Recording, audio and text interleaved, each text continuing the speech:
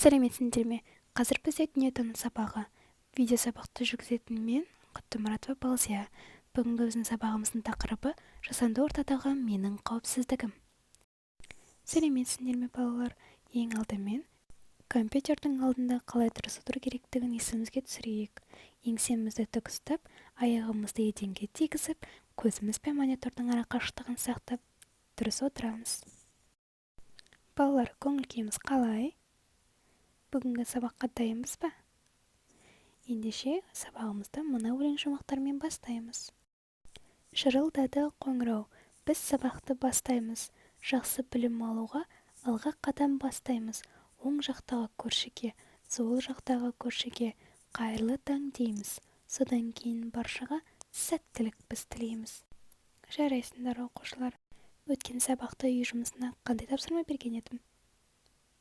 Дұрыс айтасыңдар, диаграмманы қарап көруге берген болатынмын. Дәптерлерімізді ашып қоямыз, мен тексеріп шығамын. Жарайсыңдар, оқушылар. Өткен тақырыпты еске түсірейікші. Өткен тақырып бойынша есімізде не қалды? Өрт қаупі болса, қайда хабарласу керек? Су құбыры жарылса, не істеу керек? Жасанды орта дегеніміз не? Адамның тіршілік ортасын ата.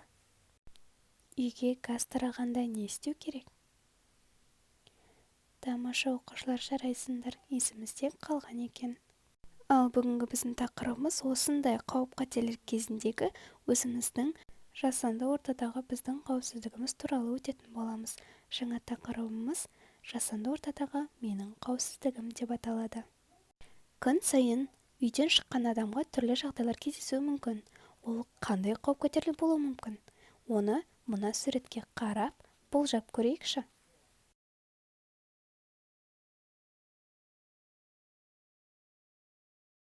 Тамаша, жарайсыңдар. Ал енді жаңа тақырыпқа байланысты мен сендерге бейнебаян алып келдім. Соған назар аударайық. Оқушылар, бейнебаяннан не түсіндіңдер? Тамаша, жарайсыңдар. Ал енді топтық жұмыс орындайық. Мен қазір 3 топқа сурет таратып беремін. Сол суретке қарап, қауіпсіздік ережелерін құрайсыңдар. Сол бойынша 3 топқа бөлінесіңдер. Бірінші топ, сендер велосипедшісіңдер. Екінші топ, сен жаяу жүргіншісің. Үшінші топ, сен жолаушысың. Енді осыған байланысты болжау ретінде қауіпсіздік ережелерін құрастырасыңдар. Тамаша, ал енді осы құраған қауіпсіздік ережелерінде мына тақтада тұрған ережелерге қарап салыстырып көрейік. Тамаша, жақсы. Ал енді бойымызды сергітіп алайық. Сабағымызды әрі қарай жалғастырайық. Балалар, мына тақтада тұрған белгілерге назар аударыңдаршы. Осы белгілерге қарап, қандай мағына беретін болжап көрейікші. Егер білетін болсақ, есімізге түсірейікші. Тамаша, жарайсыңдар, оқушылар, дұрыс айтасыңдар. Ал енді топтық жұмысымызды жалғастырайық. 3 топқа 3 түрлі жағдаят ұсынылады, соны топпен бірге шешуге тырысасыңдар. Бірінші топқа бірінші жағдай. Көшеде танымайтын адам сені алып келу үшін анаң жұмсап жібергенін айтса, не істейсің? Екінші топқа екінші жағдаят. Танымайтын адам сені машинеге отыруға шақырып, балалар бағдарламасына түсіруге алып баратынын айтса, еріп барасың ба? Үшінші топқа жағдаят. Көшеде біреу қалдырып кеткен қапшық тауып алсаң, не істейсің?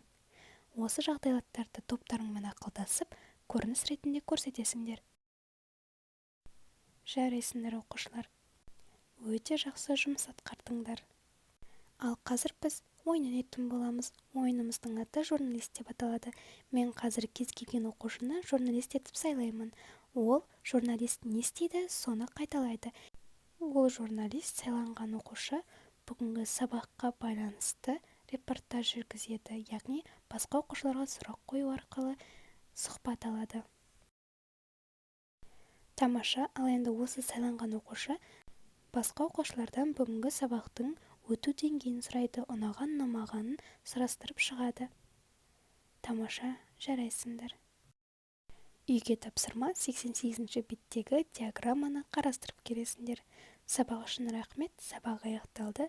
Сау болыңдар.